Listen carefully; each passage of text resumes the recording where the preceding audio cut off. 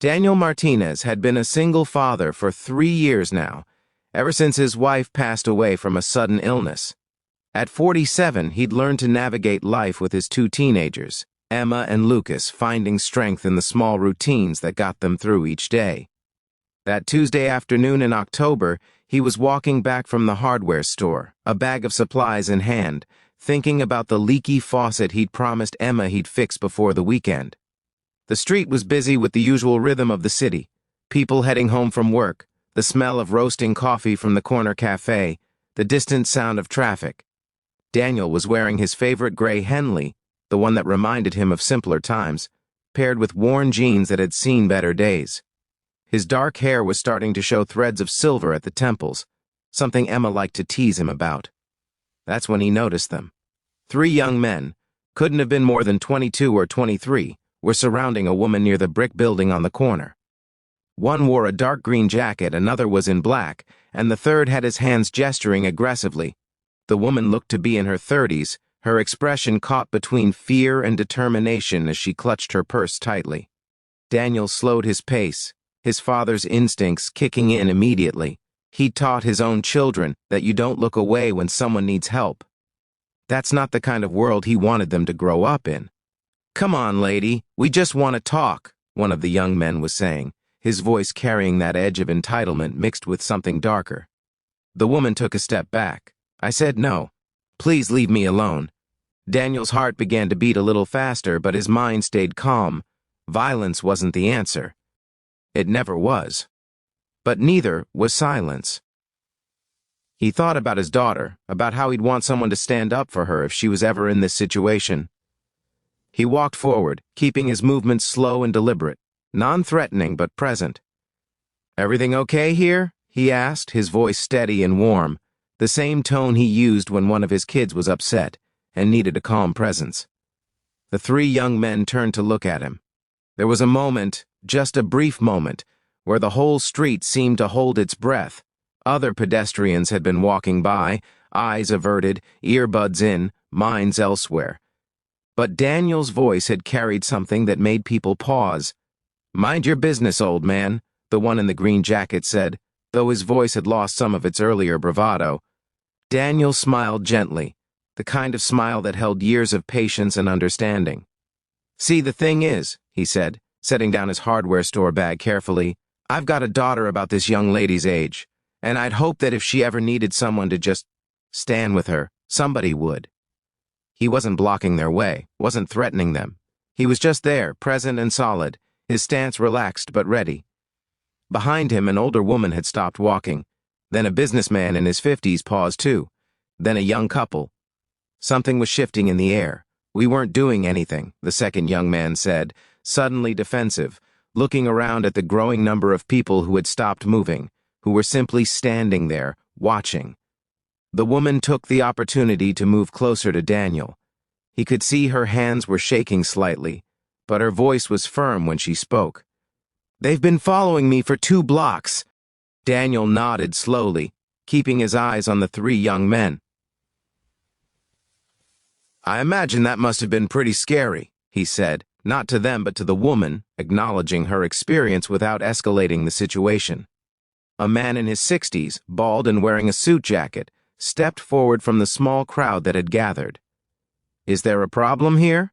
he asked, his voice carrying the authority of someone who'd lived long enough not to be intimidated by much. Then a younger woman, maybe in her 30s, moved to stand beside the first woman. "You're safe now," she said quietly. The 3 young men looked at each other. The bravado was draining away, replaced by something else. Maybe embarrassment, maybe the first stirrings of shame.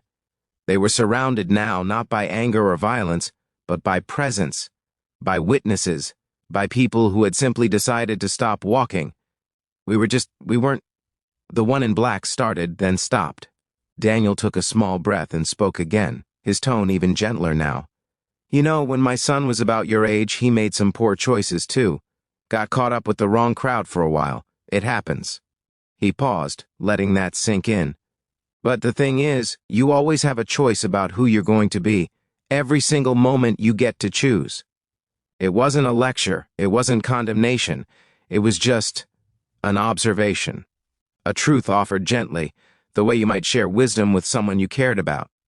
The young man in the green jacket looked down at his shoes. There was a long moment of silence, broken only by the ambient sounds of the city around them. "We'll go," he finally said, his voice much quieter now. Daniel nodded. "That sounds like a good choice." They walked away, not running, not with any dramatic flourish. Just three young men who'd been given a chance to walk away from a mistake, surrounded by people who'd chosen to be present rather than absent. The woman beside Daniel let out a long, shaky breath. "Thank you," she said, and her voice broke just a little.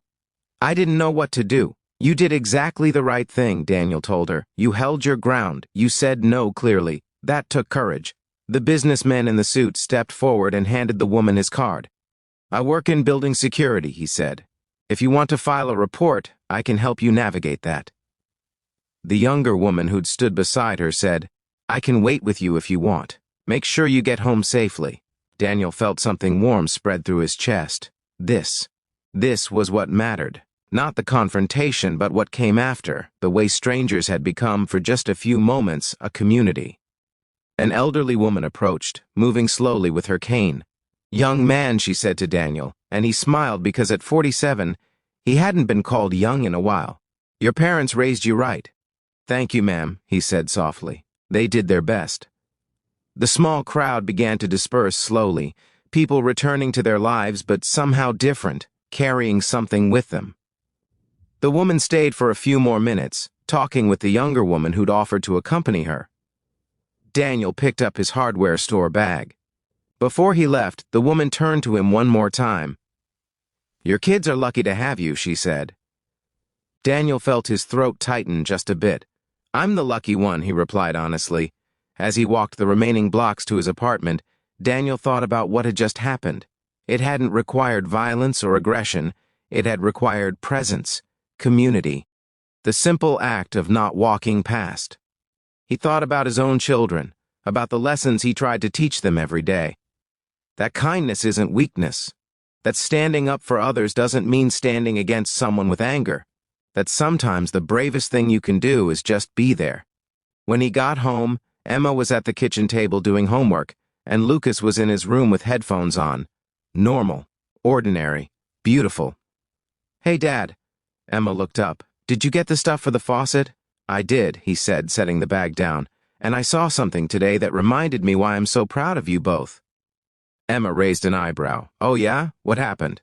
Daniel sat down across from her and he told her the story simply and honestly. He told her about the choice to stop walking, about the other people who'd joined in, about giving those young men a chance to walk away. "Were you scared?" Emma asked. "A little," Daniel admitted. "But more than that, I was thinking about you, about the world I want you to live in." Emma was quiet for a moment, then reached across the table and squeezed his hand. "Thanks, Dad." Those two words held everything. All the love, all the understanding, all the years of being a family despite the loss they'd endured together. Later that night, after the faucet was fixed and dinner was cleared and both kids were in their rooms, Daniel stood at the kitchen window looking out at the city lights. He thought about that woman, hoped she'd made it home safely. He thought about those three young men, hoped maybe they'd think about who they wanted to be. He thought about all the people who'd stopped walking, who'd chosen presence over absence.